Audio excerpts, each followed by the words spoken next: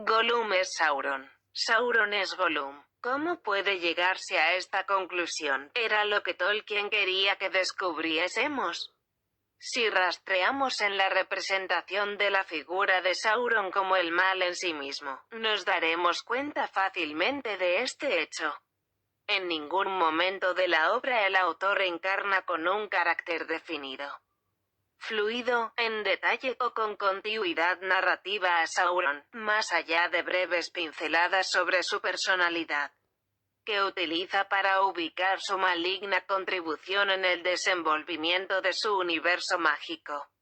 Y además, lo hace de forma muy puntual, o mediante amplios saltos temporales.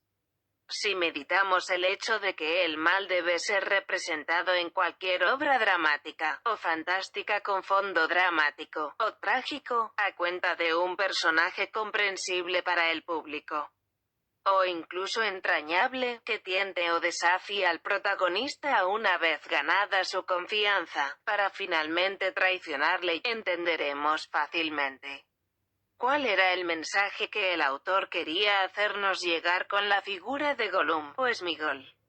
Las diferentes maneras en las que el creador de este mundo imaginario representa a Sauron quedan más o menos en evidencia, pero cualquier genio se guardaría una interpretación más secreta, más oscura, parafraseando al propio escritor para quienes deseen hacerse preguntas más allá de lo obvio.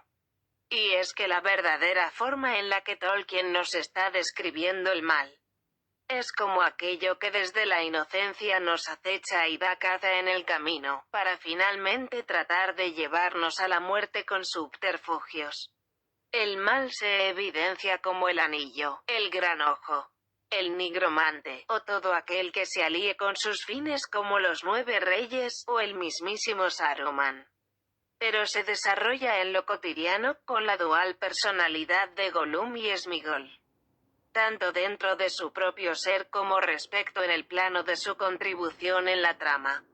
En la historia nos explican que Gollum consigue escapar de las mazmorras de Barad-dûr tras ser torturado, algo contradictorio con el hecho de que es un potencial competidor por el anillo. Sin embargo, es una idea compatible con la lenta y progresiva personificación de Sauron, que tras su derrota ha poseído a Sméagol, del que ya no queda más que un lejano parecido físico, deviniendo en la criatura Gollum que todos minusvaloran. El dato de que escape o le hayan soltado tras la tortura nos llega a los lectores proveniente de Gandalf, que ya a esas alturas podría estar siendo manipulado por Saruman, como su consabido cambio de bando nos demostraría en breve tiempo. Precisamente, es Gollum quien hace acto de presencia una vez los Nazgûl han desistido de atrapar a Frodo con sus propias armas. Sauron, infiltrado como Gollum, se ha acercado más mediante la treta y el engaño al anillo, que por la fuerza bruta de sus espectros. A estos les seguiremos la pista aún, pero como meros vigilantes del rumbo de los Hobbits, o como los ansiosos cazadores vestidos de jinetes negros. Precisamente la opción de los Nazgûl, más ostentosa y aparatosa, reforzaría la teoría de que únicamente están escoltando a Gollum, mejor que el hecho de que tratan de alcanzar al grupo portador del anillo.